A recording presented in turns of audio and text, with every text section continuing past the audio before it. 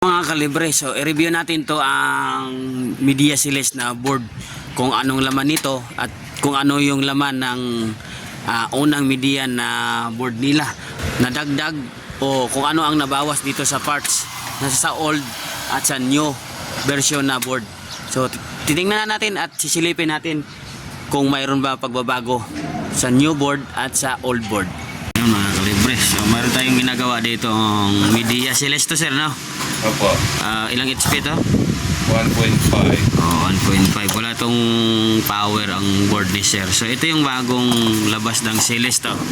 Maliit. So maliit. Ano lang natin to, i-review lang natin to mga kalibre at ipapakita sa inyo kung ano yung kaibahan ng media at saka yung Media Celeste na latest. So ito yung media na top HP, pero ganito rin kalaki yung board ng na 1.5. so ito, so late na. Ngayon, so ito papakita natin sa inyo yung pinagkaiba nito. So ito may chopper, yan chopper niya, transformer. So ito isang board may chopper din to, ito may chopper. So ito pangalawang board, itong Media Celeste, so wala na chopper, so tinanggal na siya. Yan, ito na lang IC na kaagad. So yan ang IC ng old natin na board. So yan din si Celeste, wala na. So tinanggal nila yung chopper, wala siyang transformer na katulad nito. Ito kasi matibay ito matibay itong transformer, kaya yan so ito wala siyang transformer.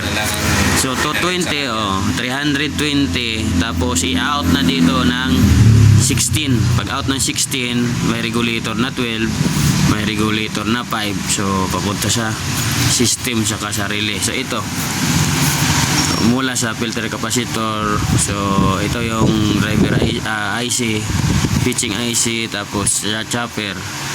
Sunod yan may so i-divide na nila dyan yung 15, 12 saka 5. So ito 15, 12, may 5 lang na regulator. So medyo matibay yung supply nito dahil sa chopper.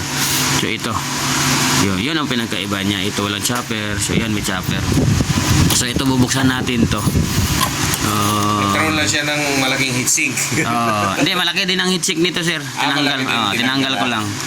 So ito, mayroon siyang IPM, mayroon diode, mayroon message diode, mayroon din dito yan MOSFET. So ito ganun din, diode, may diode na isa, tapos may MOSFET, so may IPM. So yan, apat. So ito, titingnan natin to, bubuksan natin to para makita nyo kung ano yung nawalang parts. So yan, tinanggal ko na yung heatsink. So tingnan natin, ayan dalawa na lang natira. Bridge diode, IPM na kaagad. So ito bridge diode, ito diode din ito shock diode ang tawag nito. Tapos itong MOSFET tinanggal ko, IPM. So ganito din dito. So yung dalawang parts yung nawala. Tinanggal nila yung shock diode saka yung MOSFET. Ang tinira nila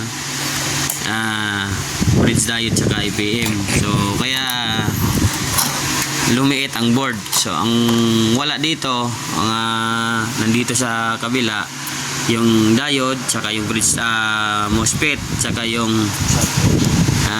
transformer na chopper. Ito walang MOSFET, walang diode saka walang chopper, kaya hindi ko masabi kung matibay. Pero matibay naman to. Tinipid tinipid siya. Tingnan mo naman tinipid. Talagang kumunti. Sinaksak lahat doon sa yung maliit na yon, nandun. Nandito lahat. Dito lahat. Nandun lahat. Kasi inalis-scam yung... Well, ito, pag nasira to, mayroon naman tayong pang-convert nito para titibay siya. So mayroon tayo pang-convert dito, ito. So ito na yung magiging chopper niya kung sakaling hindi natin magawa na power. So ito, hindi natin to magagawa ng 4 wires. Ito kaya ng 4 wires, pero mayroon naman tayong replacement nito. So yan, ito isa sa tinuturo natin yan kung paano mag-connect yan. So ngayon, ito trouble na natin to.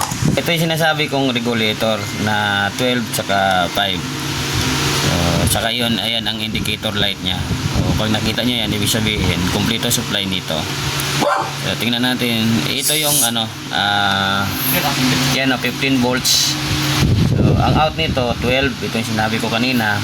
Yan, 12. Tapos, sa sunod na 12, mag-i-in ng 12 dito sa isang regulator. Tapos, mag-out ng 5 volts. Yan o, 5 volts. So, yan ang dalawang regulator. Tapos, ito yung IPM. I-check din natin itong IPM. So, ang IPM niya ay 15 volts. 15 volts. So, ayan. Ayan. 300. Yun. So, kompleto ang voltahe. So, ngayon, kabit natin to para matesting na natin. So, yung mga kalibre, nagre-repair ngayon tayo ng Media Celeste. So, no power. So, saan yung board? Yan. Yan ang board, oh. Matagal na pala to, mga November pa daw to sira ang ano ni sir, yung Media Celeste niya, no power. So, na-repair na natin. Dito na lang natin ni-repair yan. So ngayon kinakabit na. No power na Media Celeste. Home service yan. Sa gusto magpa-home service ha, at siya gusto magpa-rescue. So marami na tayong mga kasama. Pwede na kami mag-rescue. Yan, sila ni Single Mom, sila ni Master Ruby, sila ni Chacha. So yan, pwede nyo silang tatawagin at makatulong sila sa inyo. Kung kaya nilang puntahan, so pupuntahan nila yan. So yan, sa mga grupo yan. Sa mga grupo natin yan. Sa mga tinuruan natin na nagsisimula pa lang, na hindi pa masyado talagang nakuha yung pagre-repair. So ayan muna sila ni Master Ruby, Chacha, saka Single Mom ang tutulong na mag-rescue. Kahit ako pwede. So ngayon nandito kami sa bubong. Testing tayo ng window type na inverter to. Naka 17. Nag-FO error to eh. FO error, kaya tinitesting muna natin to. So ito naman yung ginagawa natin dito na Media Celeste. So yan, naka 17 na. Running na yung pan motor ng outdoor. Running din yung compressor. Ito, kahit baliktad to, walang problema. Ito yung buga, ito naman higop. So, okay lang yan. Kasi pag testing lang naman natin to eh. So, wala sila ngayon. Malinis ngayon yung area natin dahil wala sila. So, tayo na lang muna natira dito. So, yan, naka 17. So, tingnan natin dito. Yung mga tropa naglilinis ng aircon.